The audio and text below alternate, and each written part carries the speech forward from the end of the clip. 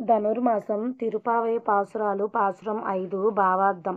మనమందరము ఈ వ్రతమును ఆచరించి ఫలమును పొందుటకు మనమొనర్చిన పాపకృత్యములు ఆటంకపరచునేమో అనడి భయము నొందవలదు.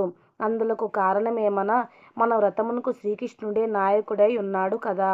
అనేక ఆశ్చర్యకరములగు గుణ విశేషములు క్రియలను కలిగినవాడతడు.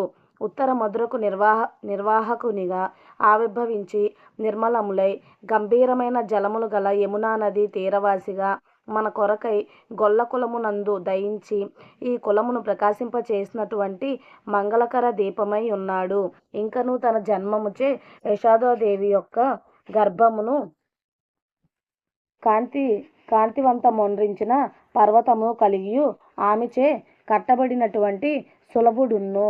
కాబట్టి మనమందరమును సందేహాదులనడి మలినములు లేక నిర్మలులమై అతని యొద్దకు సమీపించి చేతులారా నిర్మలమైన మన హృదయ పుష్పమును సమర్పించి నోరారా గానమొనరించి మనసారా ధ్యాన మొనరించాలి. తక్షణమే నిల్వ యున్నటువంటి సమస్త పాపరాశియు రాబోయేడి పాపముల యొక్క రాశియును అగ్నియందు పడిన దూది పింజవలే భస్మమయ్యి మన ఈ వ్రతమున కవరోధం తొలగిపోవును. అందుచే రెండు భగవన్నామమును కీర్తింతుము.